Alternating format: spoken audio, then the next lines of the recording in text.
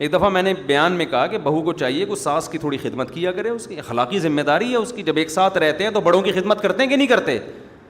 اس پہ اتنے خواتین کے یہ تو ہے ہی عورتوں کے خلاف, یہ تو ہے ہی ہر وقت عورتوں کے خلاف تقریریں کرتا ہے. تو میں جس کے حق میں کر رہا ہوں ساس, وہ کیا عورت نہیں ہے؟ وہ بھی تو عورت ہے, اور کل آپ بھی تو ساس بنو گی. تمہارا بیٹا شادی کرتے ہی بیگم کے پاس جا کے بیٹھ جائے, تمہیں لفٹ کرانا چھوڑ دے, اور تمہاری بہو تمہیں پانی کا نہ پوچھے, تم بول رہی ہو کہ بیٹا ذرا پانی پلا دو, کہ نہیں ہر آدمی کو اپنی خدمت خود کرنی چاہیے, ہمارے اوپر آپ کی خدمت واجب نہیں ہے. تمہاری بہو کل یہ حرکتیں کرے گی تو تم میرا ہی بیان ان کو سناؤ گی. تو وہ جو ساس جس کے حق کی ہم بات کر رہے ہیں وہ بھی تو عورت ہے. دیکھو یورپ اور امریکہ میں اہل مغرب جو ہے نا, مغربی دنیا جو مذہب کو نہیں مانتے, ان سے ایک بہت بڑا فالٹ ہوا ہے انسانیت کے حقوق میں, بہت بڑا. وہ ہیومن رائٹس اور ویمن رائٹس کی بات کرتے ہیں, یہ مبہم دعوے ہیں, سمجھ رہے ہو, یہ مبہم دعوے ہیں. اسلام ہیومن رائٹس اور ویمن رائٹس کی بات پتہ ہے کیا کرتا ہے؟ وہ رائٹس ڈیفائن کرتا ہے کہ جب ہیومن رائٹ کی بات آتی ہے تو ہیومن میں کوئی باپ ہوگا, کوئی بیٹا ہوگا, کوئی بھائی ہوگا, کوئی دادا ہوگا, کوئی سسر ہوگا, کوئی پوتا ہوگا. ان کے رائٹس الگ الگ ہیں, ایک جیسے رائٹس نہیں ہیں. اور جب اسلام ویمن رائٹس کی بات کرتا ہے, خواتین کے حقوق کی بات کرتا ہے, تو ایسے ہی مبہم بات نہیں کرتا. آپ اسلام سے پوچھیں عورت کے کیا حقوق ہیں, اسلام کہے گا کون سی عورت؟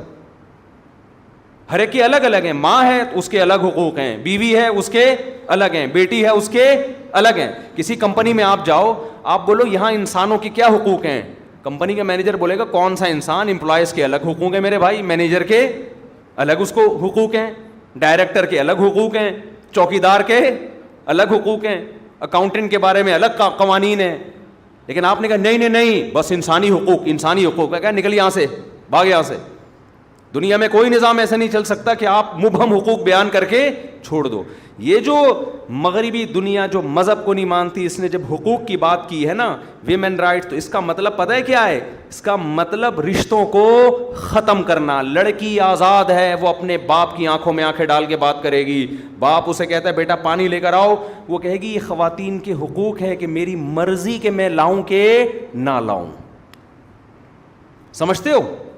میری مرضی کہ میں لاؤں یا نہ لاؤں.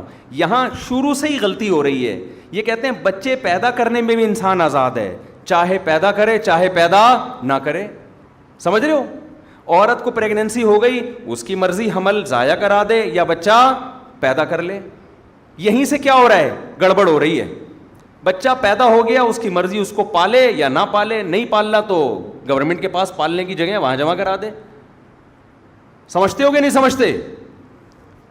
تو ان کا تو سارا ریلیشن ہی ختم. اسلام شروع سے ہی گچی پکڑ لیتا ہے آپ کی, حمل روکنے کی اجازت نہیں.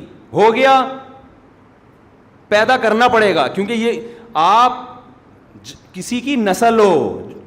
اگر ماضی میں انسان نسلیں روک لیتے, ہمیں زندگی کا حق ملتا.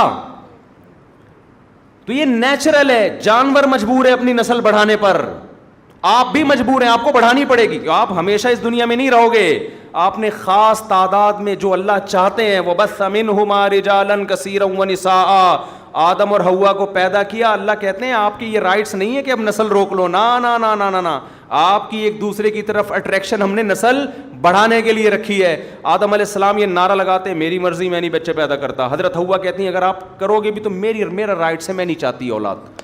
ہم ہوتے پیدا.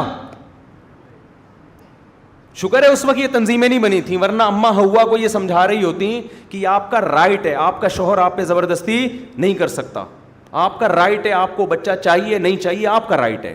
اماں حوا کہہ دیتی مجھے نہیں چاہیے. آج ہم کہاں ہوتے؟ عالم ارواح میں ہی گھوم رہے ہوتے, وہاں بھی نہیں ہوتے ہوتے ہی نہیں. ہم ہمیشہ تھوڑی ہیں. میرے والد شادی نہ کرتے, نسل روکتے, میں پیدا ہوتا, مجھے زندگی کی نعمت ملتی. آپ کے والدین شادی نہ کرتے, نسل روکتے, آپ کو یہ انسانیت کے حقوق میں یہ نہیں ہے کہ نسل روکی جائے. انسانیت کے حقوق میں یہ ہے کہ نہ روکی جائے. آپ پابند ہے فطرت کی طرف سے, اس پر قدرت نے آپ کے ذمے لگایا ہے, نیچر نے آپ کے ذمے لگایا ہے. لیکن جو خدا کو نہیں مانتا پھر وہ کبھی بھی فطرت کے راستے پر نہیں چلتا. ایسے بیڑا ہی غرق کر دیا پورے معاشرے کا. آزاد آزاد آزاد, نتیجہ کیا؟ آپ اولاد کی نعمتوں سے محروم. جب اولاد ہی نہیں تو بہو داماد کہاں سے آئیں گے؟ داماد ہول سیل کے حساب سے ہونے چاہیے. ابھی دیکھو ماشاء اللہ رفیع بھائی بیٹھے ہیں, 6 کتنی بیٹیاں ماشاء اللہ آپ کی؟ 9 بیٹیاں. جب 6 داماد ان کے گھر آتے ہیں, 6-7 بڑے ماشاء اللہ ہائٹ اور پرسنالٹی, مجھے دعوت پہ بلاتے ہیں, بڑی خوشی ہوتی ہے مجھے دیکھ کے. بیٹوں سے جہاں بہویں ملتی ہیں تو بیٹیوں سے کیا ملتے ہیں؟ داماد ملتے ہیں. وہ بھی تو ایک ریلیشن ہے کہ نہیں ہے؟